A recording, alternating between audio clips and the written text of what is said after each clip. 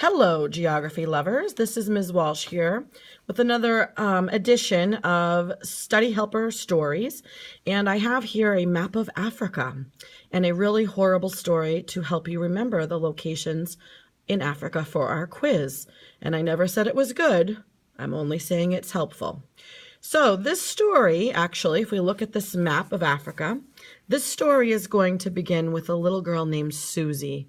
Susie lives in the Suez Canal, and she's a bit of an environmentalist, and she's always wondered, why is the Red Sea red? And she didn't really know, and she didn't know it was actually caused by a bacteria, so she decided to go on a journey to find out why the Red Sea is red. So she started off in the Big E. You see the E here is Egypt, the country of Egypt. And she saw some pyramids and the Sphinx and talked to some pharaohs, but she couldn't find any evidence why the Red Sea is actually red. So she took a boat and She floated on a boat for a while on the Nile. She floated for a while on the Nile. Here's the Nile River. And so as she floated down the Nile, she found out that she was actually very seasick. And so since she was seasick from being on the river, she decided to switch from the boat to a sedan. And the sedan is a car, and Sudan is the country. A sedan, Sudan. Well, where did she get this sedan? She got it from a guy named Chad. Here's the country of Chad. Here he is in all of his glory. He's very handsome. And so Chad, when he saw Susie to sell her the sedan, he said, "Oh my gosh, Susie, maybe you can tell me why I'm so sick. My lips are all swollen and I feel horrible. Do you think I'm dying?" And Susie says, "Well, I don't know. What did you have for lunch?" And he said, "Well, I had tuna." And she goes, "Oh, and you live here in the Sahara Desert.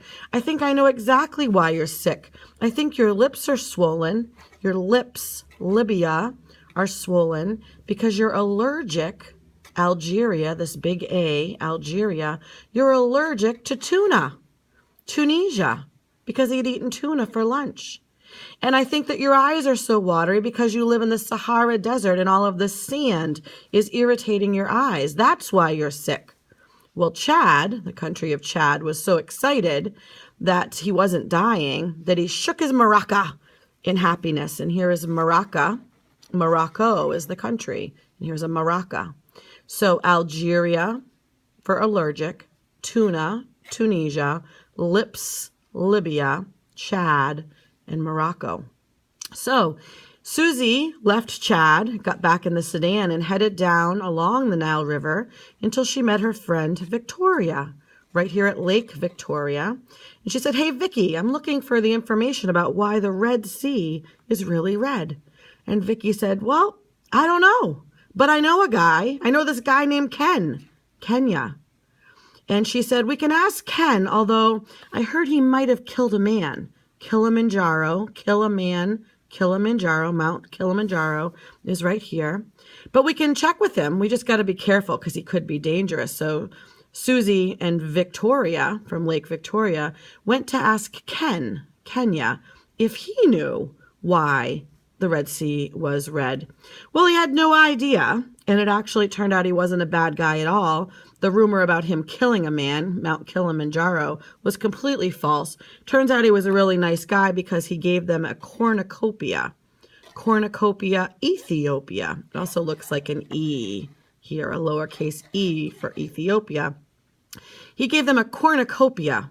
So they said, "Thanks so much, but we're going to head south looking for the answer." So they headed south down here to the most southern tip of Africa, to South Africa.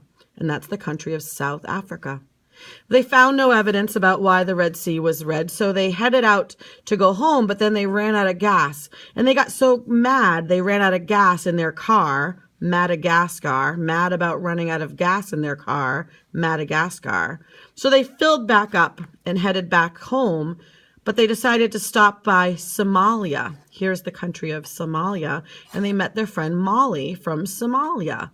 And Molly turned out to be a science geek, and so she knew exactly why the Red Sea was red. It turns out it's a bacteria, a seasonal bacteria, and that's what makes it red, the bacteria of Trichodosium erythroideum. You try to say it, I can't say it, but it's a bacteria that makes the Red Sea red. And all three of them were so happy they had finally found the answer to why the Red Sea was red, is they danced a song and they shook their booty. The booties were shaken, and this is Djibouti. Shaking their booties, shaking the booties, Djibouti. So Susie went back home. She could sleep that night because she knew why the Red Sea was finally red, and she could sleep well at night. Just like you can sleep well at night, knowing all of your locations for the quiz. I never said it was good. I just said it might help you. If you can remember the story, you might be able to remember the locations. I hope you enjoyed this edition of Study Helper Stories, and we'll see you for the next map. Good night.